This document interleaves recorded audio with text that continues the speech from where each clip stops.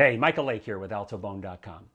Today's quick tip is on using the Bach Cello Suites to help you improvise better.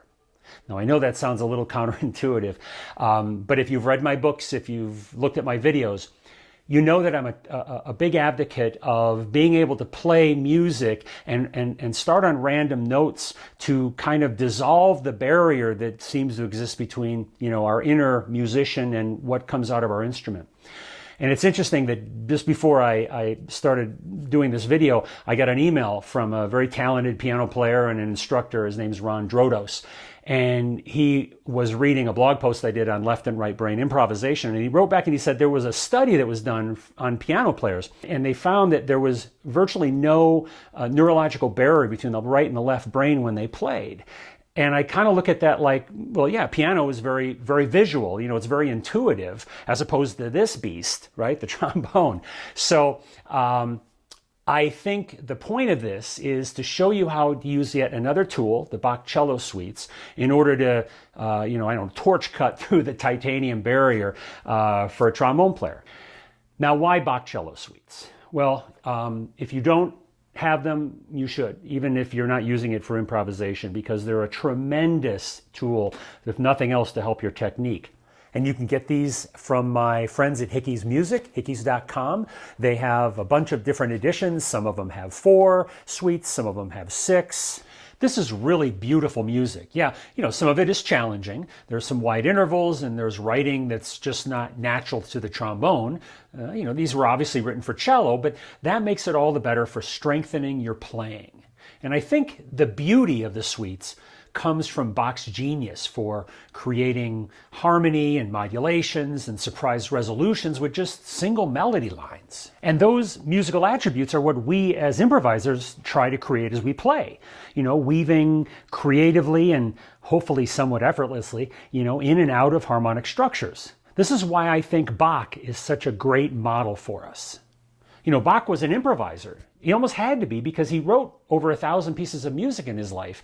My understanding is he would just improvise at the harpsichord. He would then go back and write down what he played. He'd give it to friends and family, and they would fill in some of the harmony parts a little bit and copy it, and he'd have his piece of music. And he had to write a piece of music every week for his Sunday Mass. So, it wasn't like he was, sitting there on Saturday night like,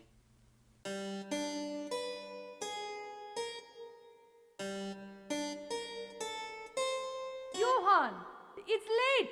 Come to bed. Okay, let's start with an example. And find a suite that is technically more on the easy side to start this with. For me, I might recommend the Gigue on suite number 1. And the first step, if you haven't played the Bach Cello Suites, is to at least read what's there. Now, as an alto player, if you're doing that,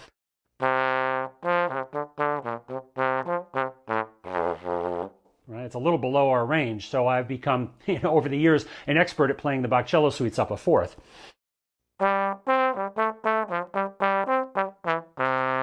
Right? But now the trick is, once you have that in your head, and by the way, sing it if you want to test if you've got it in your head, then choose random notes to start with. So,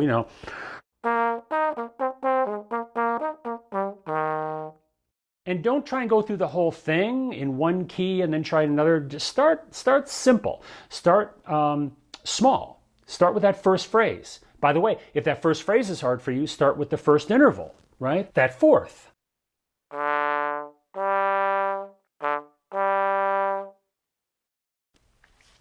So start small. Expand as you can and as you're able, and then work your way to more complicated pieces. I mean, the prelude to Suite 1 is hard just on its own, let alone doing that in different keys, right? It's like, and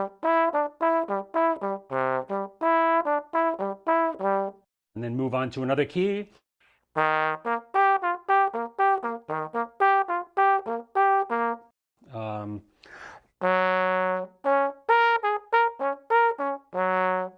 It's hard, right? Just keep in mind that you don't need to sound polished like a Christian Lindbergh to get value from this exercise. You just need to hear the intervals and phrases so well that your ear guides your trombone to the right pitches. Speaking of Christian, he did a great CD of this where he did, I think, the suite number 2, and he transposed it down a minor third. So there you go. You can play these in different keys. My good friend Jerry Pagano just came out with a brand new CD. There you go, called Solitude. Jerry played the prelude to the second cello suite, and he did it in a way that doesn't sound, that other trombone players haven't played before. He did it in a way that's more like a cello than a trombone, and I'll let you go to CD Baby and buy his CD to find out what he's up to. And then listen to the cellist. Listen to Pablo Casals. I mean, he was the master of these. And then listen to Yo-Yo Ma, because he has a different interpretation of these that's very instructive to listen to. They all have different phrasing and different interpretations. But the point is, get the Bach Cello Suites in your ear so that you have the facility to play them on command based on whatever note you choose. And let me know if you hear a difference in your arm reaching for the right note a little bit easier because you're used to doing this exercise. I'd love to hear from you on that. Thanks.